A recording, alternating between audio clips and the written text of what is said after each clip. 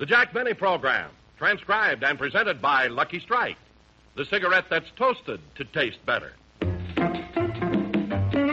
If you want better taste from your cigarette, Lucky Strike is the brand to get. It's toasted to give you the best taste yet. It's the toasted cigarette. They take fine tobacco. It's light tobacco. It's mild tobacco, too.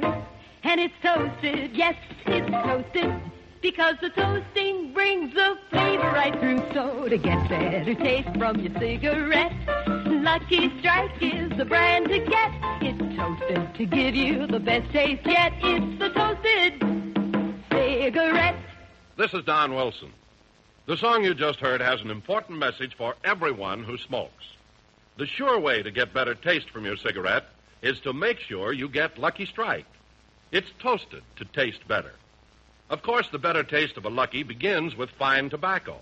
And then that fine tobacco is toasted.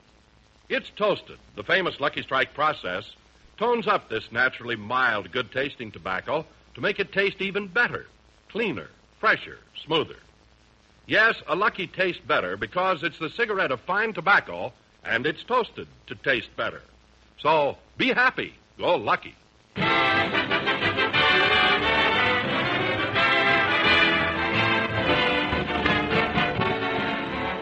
The Lucky Strike program starring Jack Benny with Mary Livingston, Rochester, Dennis Day, Bob Crosby, and yours truly, Don Wilson.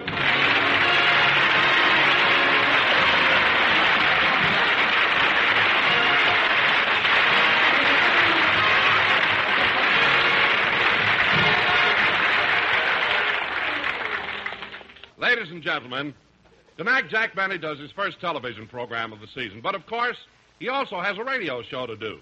So let's go back an hour and visit Jack in his dressing room. He's relaxing before rehearsal. There's no business like show business like no business I know. Da da da da da da da da da da da da da da. Gee, when Irving Berlin wrote that song, he knew what he was doing all right. There's no business like show business, and I'm sure glad I'm part of it. Gosh, I'll never forget how I first started. I remember when I made up my mind to go into vaudeville. It was the last week in June, and I was 19. I had just graduated and didn't feel like going on to high school.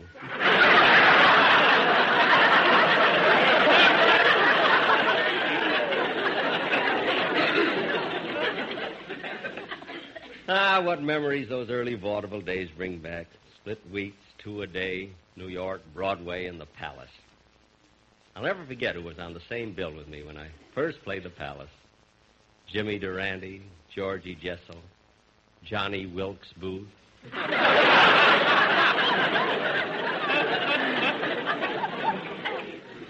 Then vaudeville began to be killed off by a new medium, radio. I wanted to go into radio, but I wouldn't try it until I had a surefire formula and character. Then I hit upon it. I decided to play the character of a tight, miserly skinflint. See, the public gets a million laughs out of my stingy character. And so do I when I count the money I save.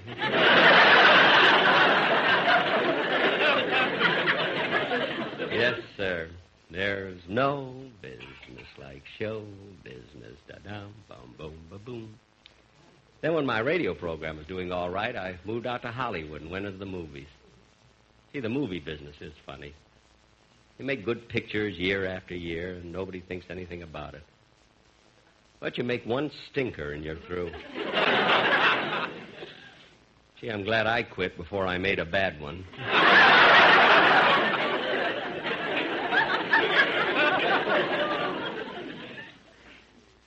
Of course, I take a lot of kidding about the horn blows at midnight, and yet I can honestly say I never heard of more than 10 or 12 people who didn't like it. Come to think of it, I never heard of more than 10 people who went to see it. And yet there were 12 people who didn't like it.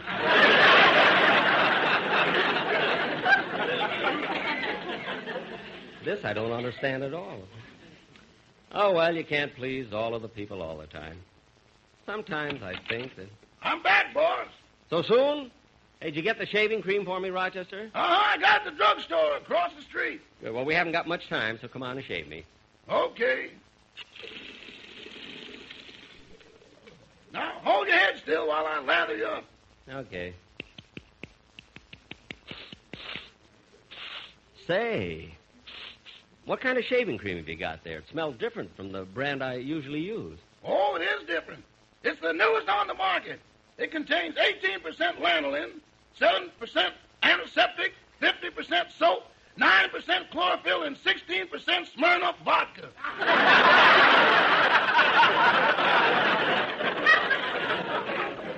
What's the vodka for? That saves money on towels. When you're through shaving, you just lick it off. Gosh, what won't they think of next? Come on, Rochester. You got my face all lathered up. When are you going to shave me? In just a minute. Excuse me. Oh, Mr. Wilson! Mr. Wilson! What is it, Rochester? I'm going to shave Mr. Benny now. Okay, I'll tell the boys. Hey, fellas, Rochester's going to shave Mr. Benny now.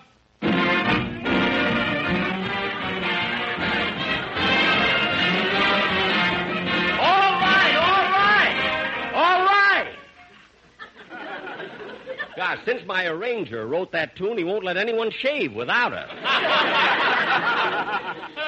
How are you doing, Rochester? I'm practically done now. Oh, say, Jack, may I talk to you for a minute? Certainly. What is it, Don? Can we do the dress rehearsal right away? I want to see my dentist before the show goes on the air. Wait a minute, Don. How come you made a dental appointment on the day of the broadcast? It was an emergency. Last night, while I was watching television, my wife gave me a sandwich, and I broke a tooth when I bit into a bone. A chicken bone? No, my wife's arm. She didn't pull it back fast enough.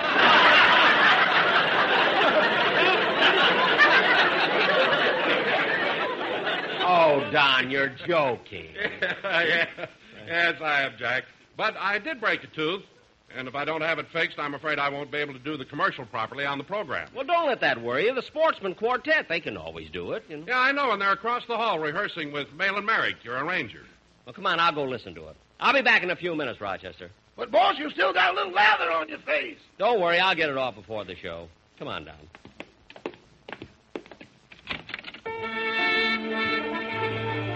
Hold it, fellas. Hold it. Where's my arranger?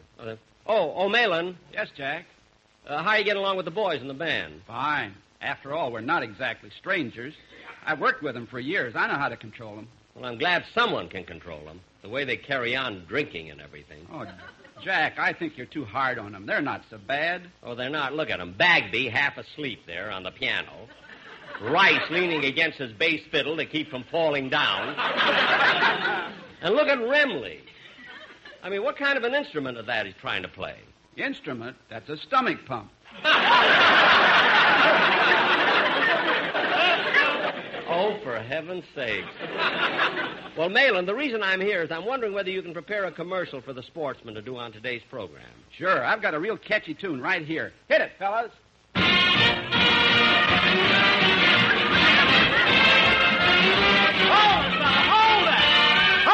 Hold it!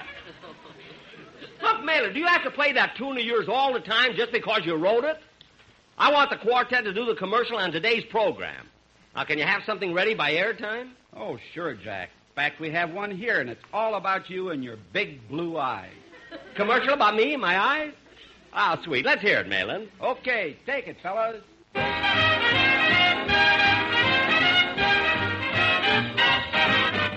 Blue eyes smiling at me, nothing but blue eyes do I see.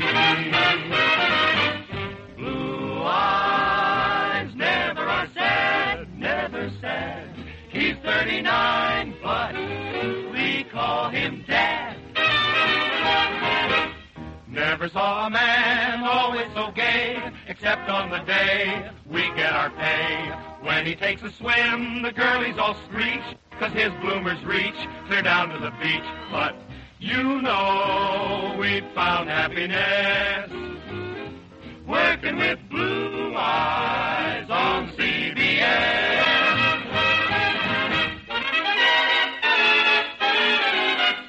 All Take a tip from me, smoke an LSMFT. You go. Better tasting, too. Fine tobacco through and through.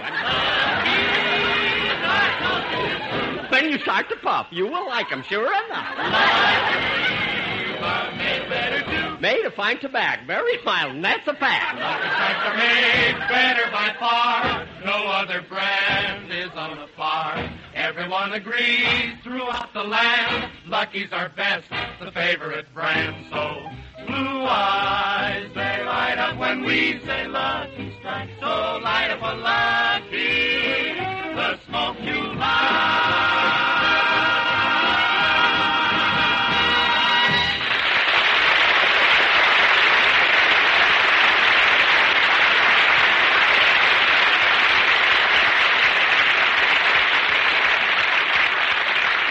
Well, thanks very much, fellas, and I sure appreciate your dedicating that song to me. Now, Malin, I'm going back to my dressing room and see if Dennis has come in yet. Then we can get on with the... Remley, stop licking the lather off my face.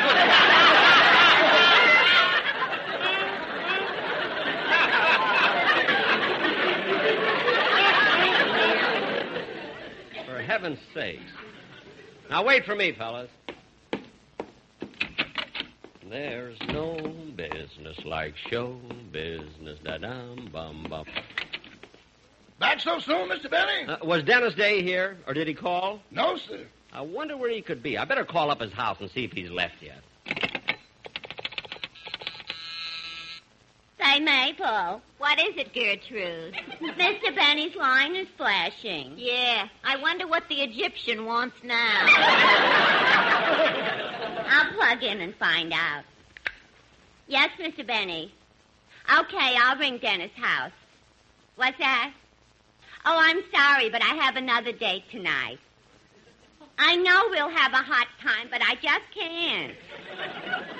Did he ask you for a date, Gertrude? Not exactly. He wanted me to come over to his house and help him finish the ironing. I better try and get him Dennis Day's house.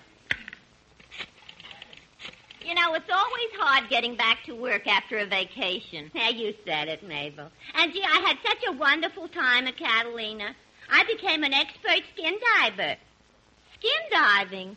Isn't that the sport where you put on an oxygen tank and see how far down in the ocean you can go? Yeah, and you also have to put fins on your feet. You needed fins? Well, look who's talking about feet. The girl who gets $20 an hour for crutching grapes.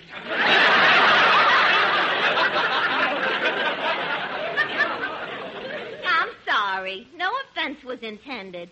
Is that skin diving as exciting as people say it is? Yeah, you never can tell what'll happen. Once I was down on the ocean floor, and a great big octopus came up behind me and wrapped all of its 8 arms around me. Oh, gosh, were you scared? Yeah, it felt like I had a date with the Sportsman Quartet.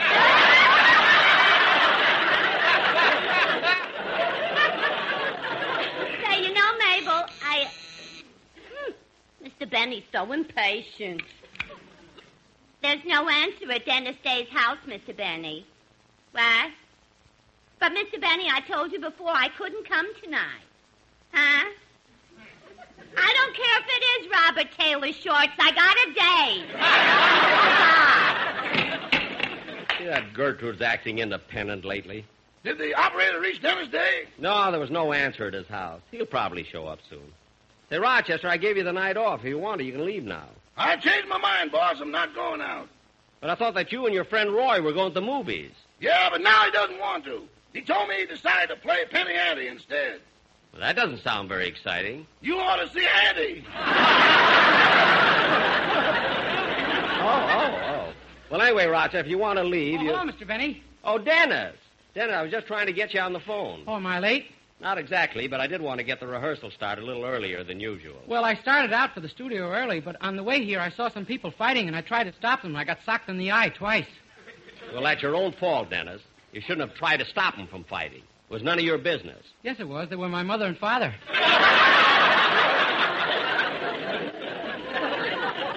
Well, what caused the argument this time? Oh, my mother was mad at my father. Why, what happened? They moved away again, and my father told me where.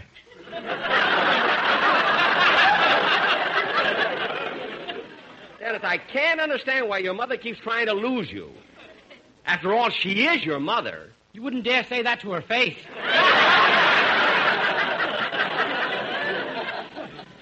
No, I guess not. But, Dennis, much as I'd like to discuss the pugilistic proclivities of your parents, I think we should get into the studio and start the rehearsal. Okay.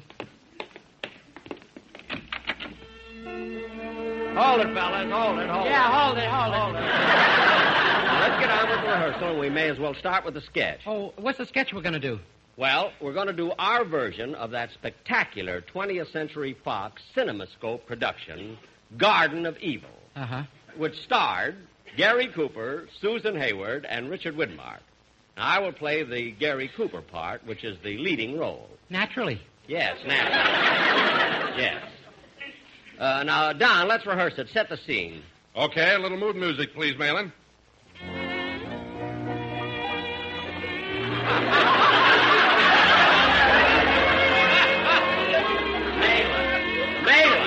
Malin! We're going to Mexico, not Madison Square Garden.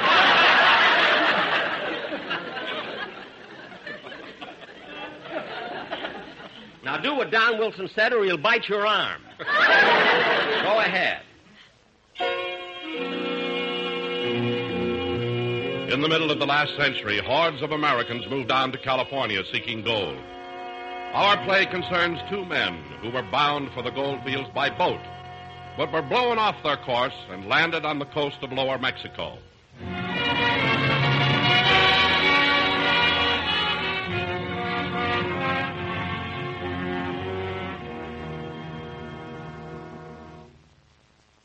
My name is Slim Cooper. Our friend Wilson Widmark and I landed on the coast of Mexico. And for 2 long, hungry days, we walked searching for signs of civilization. Finally, we came across a sleepy little town called...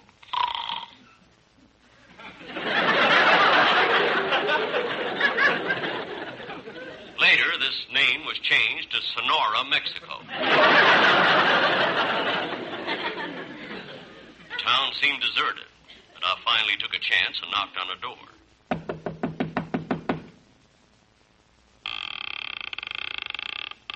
Buenos dias, senor. May we come in? Senor, this is a very secret place. Secret? Yes. This is Hernando's hideaway. Oh, tell me, are you Hernando? No, Hernando is the cook here. Cook, hmm? Oh, then this is a restaurant. What do you have to eat? We serve chili con carne, frijoles, tacos, guacamole, tortillas, and matzo ball soup.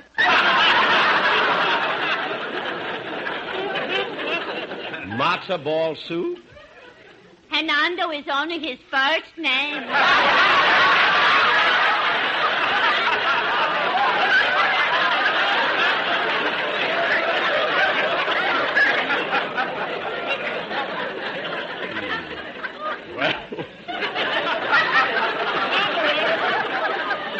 Well, we might as well eat here. Come on, Wilson. Right this way to the table. Say, look at the menu.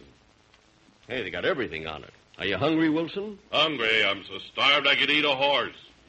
Don't you get tired of the same thing every day?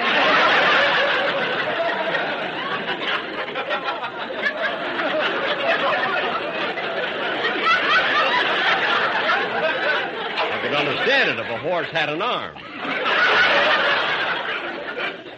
Say, I've been looking at our waitress. She's kind of cute. I'm going to try to date her up. Hey, senorita. Si, senor. How about a date tonight? I cannot go with you, senor. I am married. The bartender over there is my husband. Your husband, eh? Going over and talk to him. Say, are you the bartender? Si.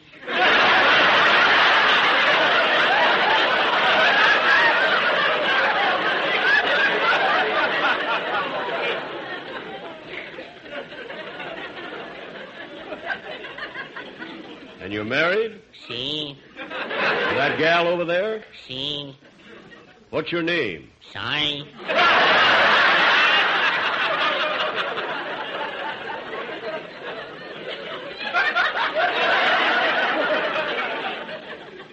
Si? Si.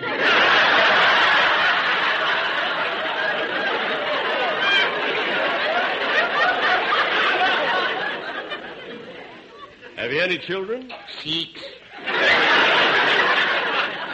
Six? What are the names?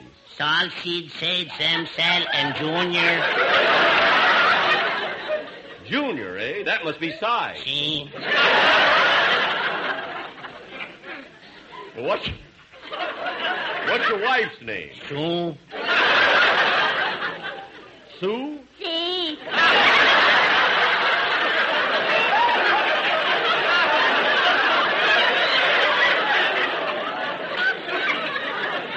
Well, she's a very nice gal. Hey, Slim, the food's in here. Okay, I'm coming. Hey, this food looks good. Yeah, but it needs salt. There ain't none on the table. No salt, eh? Well, I'll get some. Sue, Si. salt. Si. Si. Si. Salt. Sol. Never mind! We'll eat it without salt. Wilson and I started eating our food in the oppressive heat of the little restaurant, when suddenly the front door opened, and she walked in. She was beautiful, fair of face, and she had a gorgeous figure. She looked like something out of Esquire. About July. I got up from my table and walked across the room to her.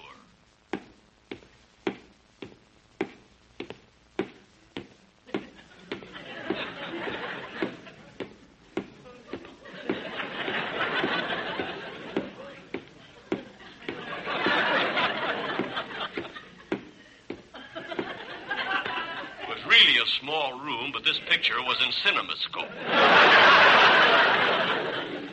She began to speak. Someone please help me. Please. I'll help you, ma'am. What is it? It's taken me a long time to get here. I walked for over 5 days, over mountains, across rivers, through the hot desert.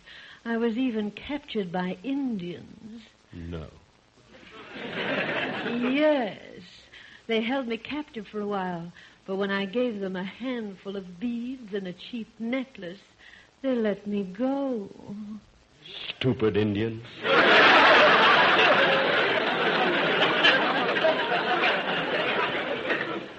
What is it you want? I need a man to go back with me to where I came from. I need help back there urgently. But, miss, that's a dangerous trip. I know. So I'm offering $1,000 in gold to any man who will come with me. Well? Or if you prefer, I'll give you a great big kiss instead. This was a challenge to my manhood. I did what any other red-blooded man would do. We left after I deposited the money in the bank. As we traveled through the dangerous country, she told me the whole story. She and her husband were working a gold mine, which collapsed. Her husband was trapped, and she couldn't get him out herself. She left him food and water and went looking for help. When we reached the mine, he was still alive. I spoke to him. Gee, partner, I feel sorry for you. You must have gone through a terrible ordeal. It was awful, terrible. 8 long days and nights being trapped in here alone. I didn't mind the pain from my broken leg so much, but it was the loneliness I couldn't stand. The terrible, frightening loneliness, day after day, night after night. No one to look at, to talk to, just being alone, alone, alone. And this morning, a big rattlesnake crawled in here. Oh, my goodness. What did you do? I taught him to play gin rummy. Look, take it easy, partner. You're out of your mind. I'll try to dig you out. Not right now. I want to finish this game. Gin. Ouch! Boy, what a sore loser. The snake bit you. Oh, do something, do something. No, it's too late. I'm going fast. Darling, kiss me goodbye. Yes, dear.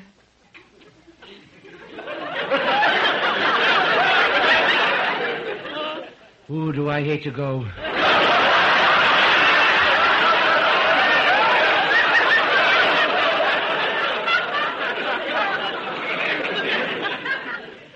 Everything is turning black. Kiss me again. Look, die already! And I had to take the leading role. What a jerk I was. Naturally. A few minutes later, he passed on. It was then that his wife said that she had fallen in love with me, so we got married. What a sneaky way for her to get her $1,000 back. Truly, this is a garden of evil.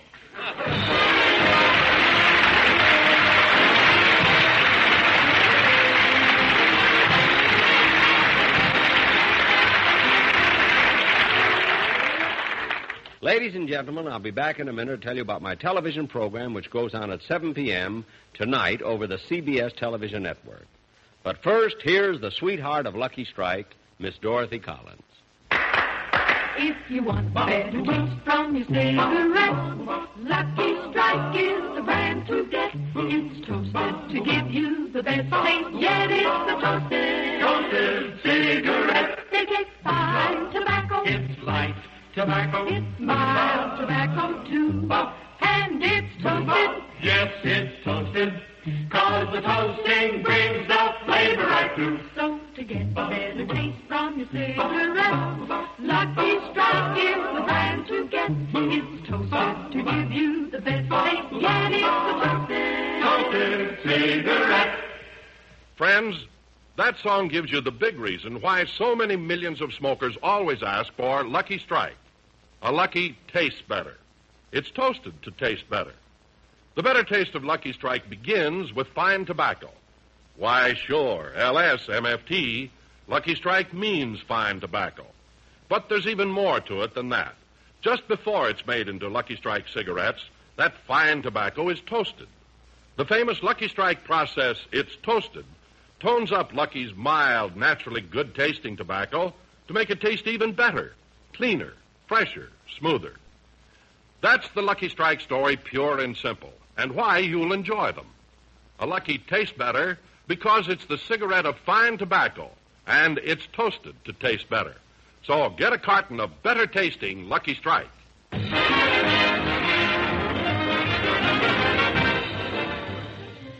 Ladies and gentlemen, as I mentioned before, tonight I'm doing my first television show of the season. And this year I'll be on TV every other week. And, of course, radio every week. Gee, what hard work.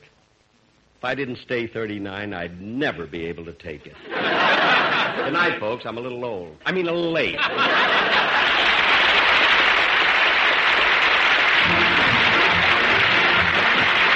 Jack Benny Show tonight was written by Milt Josephsberg, John Tackerberry, Al Goldman, Al Gordon, and produced and transcribed by Hilliard Marks. The Jack Benny program is brought to you by Lucky Strike, product of the American Tobacco Company, America's leading manufacturer of cigarettes.